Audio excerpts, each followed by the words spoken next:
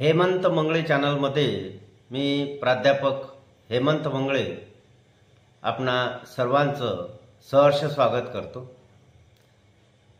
मित्रांनो, आजचा जो विषय आपण घेणार आहोत तो अत्यंत महत्त्वाचा विषय आहे। तो आहे कास्ट व्हॅलिडिटी म्हणजेच जात वैधता प्रमाणपत्र।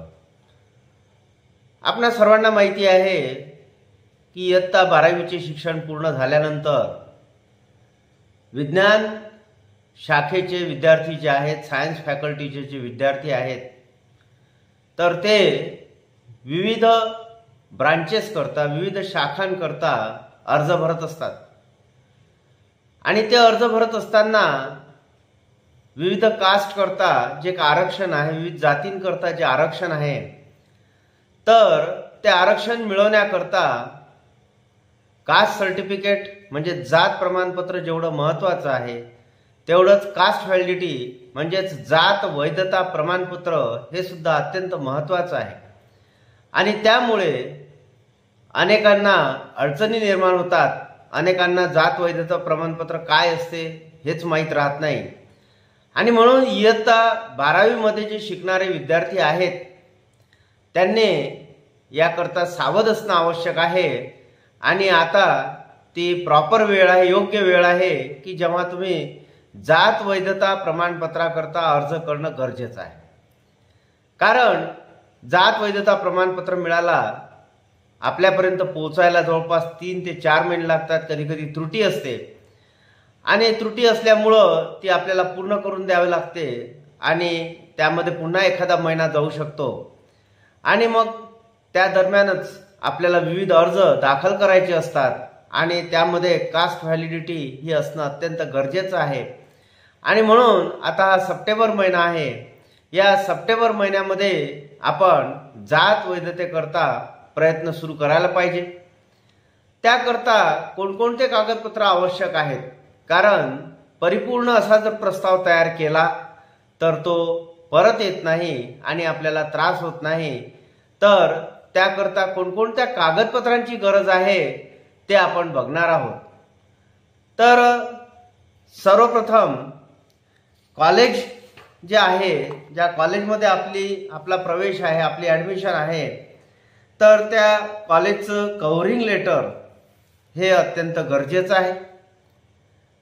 त्यासोबतच बोनाफाईड सर्टिफिकेट म्हणजे कॉलेजमध्ये शिकत असल्याचं प्रमाणपत्र, बोनाफाईड सर्टिफिकेट ज्याला म्हणतो, त्याची गरज आहे। आणि त्यासोबतच कॉलेजचा फॉर्म नंबर 15A जो आहे तर त्याची सुद्धा गरज आहे। तर अशा प्रकारे कॉलेजचे 3 कागदपत्र हे आपल्याला या जात वैधता प्रमाणपत्राच्या प्रस्तावाकरता गरजेचे आहे।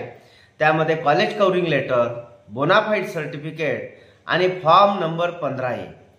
परंतु सर्वात महत्त्वाचं हे आहे की तुम्ही जर सुरुवातीला जर कॉलेजमध्ये हे कागदपत्र मागायला गेले तर कॉलेजवाले तुम्हाला सांगतील की अगोदर तुम्ही तुमचे इतर कागदपत्र कलेक्ट करा, जमा करा आणि ते आमच्याकडे घेऊन या आणि त्यानंतरच आम्ही तुम्हाला हे 3 कागदपत्र देऊ। तर ते त्यांचंही योग्य आहे। तर त्या अगोदर आपल्याला कोणत्या प्रकारची कागदपत्र जमा करायची ते आपण बघणार आहोत। तर जो अर्जदार आहे, जो विद्यार्थी आहे, त्या विद्यार्थ्याला आपलं जातीचं प्रमाणपत्र काढणं आवश्यक आहे। जातीच्या प्रमाणपत्राला कोणकोणती कागदपत्र लागतात त्या संदर्भात सुद्धा आपण एक व्हिडिओ बनवू। त्यानंतर अर्जदाराचं जन्म प्रमाणपत्र, त्यासोबतच अर्जदाराचा प्राथमिक शाळा सोडल्याचा दाखला किंवा प्रवेश निर्गम उतारा। तर अर्जदाराकडे जर प्राथमिक शाळा सोडल्याचा दाखला असेल तर तो ठीक, नसेल तर तो डुप्लिकेटमध्ये तिथे अर्ज देऊन काढून घ्यायचा, एक ॲफिडेविट करायचं आहे तहसीलला जाऊन आणि ते त्या प्राथमिक शाळेला द्यायचं आणि त्यांच्याकडून एक डुप्लिकेट TC शाळा सोडल्याचा दाखला घेऊन घ्यायचा। त्यासोबतच अर्जदाराने दुसरे एक काम करायचं, ते म्हणजे प्रवेश निर्गम उतारा जो असतो तो प्रवेश निर्गम उतारा सुद्धा शाळेकडून घ्यायचा। म्हणजे अशा प्रकारे अर्जदाराने त्या प्राथमिक शाळेतून TC तसेच प्रवेश निर्गम उतारा ही दोनही कागद घेऊन घ्यायची। अत्यंत महत्त्वाची कागद ही आहेत। त्यानंतर अर्जदाराच्या वडिलांचा प्राथमिक शाळा सोडल्याचा दाखला, तर अर्जदाराचे वडील ज्या शाळेमध्ये होते प्राथमिक शाळेला जास्त महत्त्व आहे कास्ट व्हॅलिडिटीमध्ये.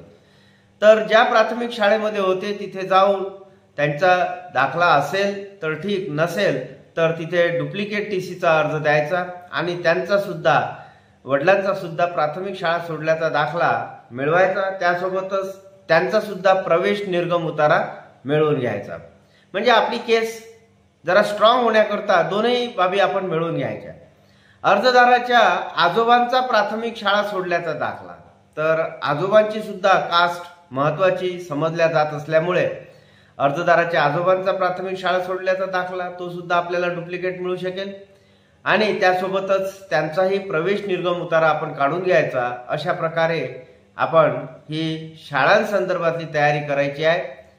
आतापर्यंत मी सांगितलं आहे तुम्हाला की अर्जदाराने आपला स्वतःचा प्राथमिक शाळा सोडल्याचा दाखला, तसेच प्रवेश निर्गम उतारा, त्यानंतर अर्जदाराच्या वडिलांचा प्राथमिक शाळा सोडल्याचा दाखला, तसेच प्रवेश निर्गम उतारा, अर्जदाराच्या आजोबांचा प्राथमिक शाळा सोडल्याचा दाखला, तसेच प्रवेश निर्गम उतारा.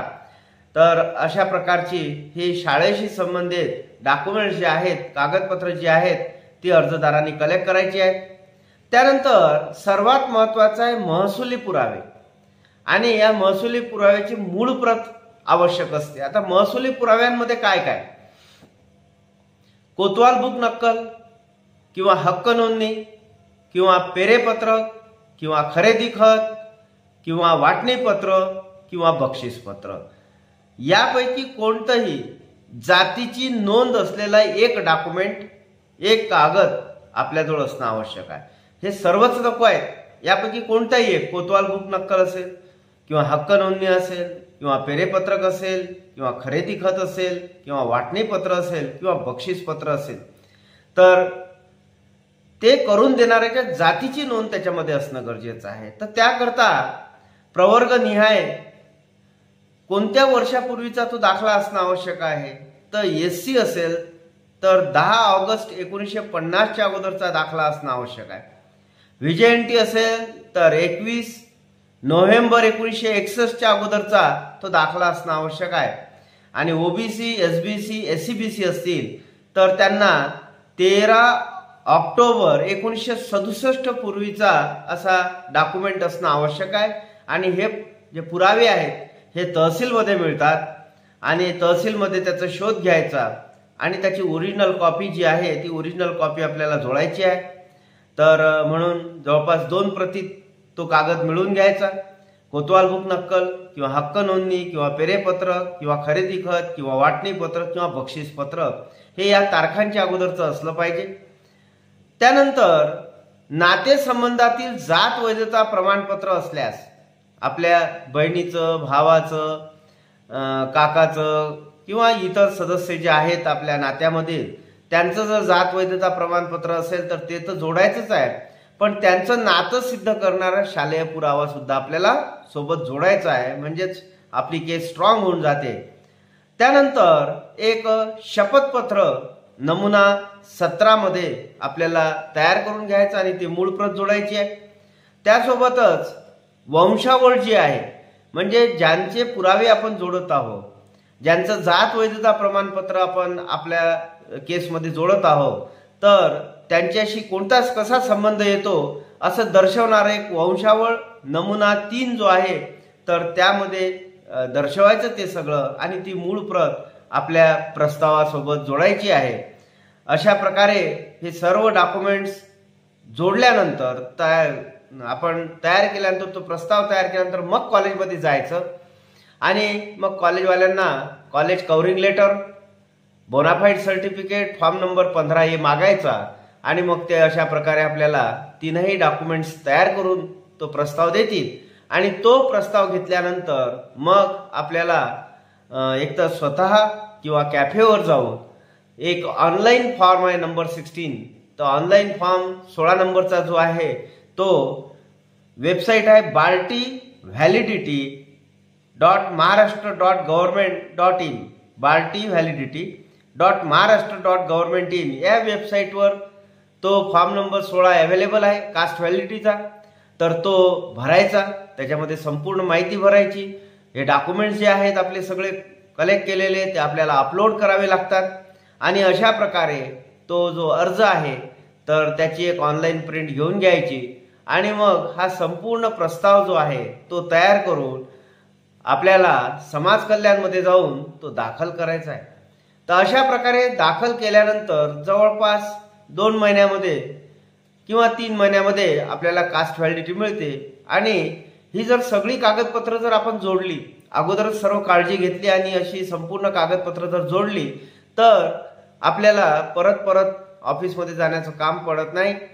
आपला जो ईमेल आहे तर त्या ईमेलवरच आपल्याला ते प्रमाणपत्र कास्ट व्हॅलिडिटी सर्टिफिकेट म्हणजेच जात पडताळणी प्रमाणपत्र आपल्याला पाठवल्या जातं आणि ते आपल्याला प्रिंट करून घ्यायचं आणि त्याला छान कोटिंग करून घ्यायचं। तर अशा प्रकारे हे जे कास्ट व्हॅलिडिटी सर्टिफिकेट आहे हे आपल्याला आपल्या ॲडमिशन्स करता तसंच नोकरी करता सुद्धा कामी पडतं आणि म्हणून तो डॉक्युमेंट आपल्या फाईलला असण्याला फार महत्त्व आहे, त्याची गरज आहे, त्याची वारंवार गरज पडते। तर अशा प्रकारे कास्ट व्हॅलिडिटी करून घ्यायची आणि आपल्याला जे आरक्षण आहे त्या आरक्षणाचा लाभ घ्यायचा। धन्यवाद।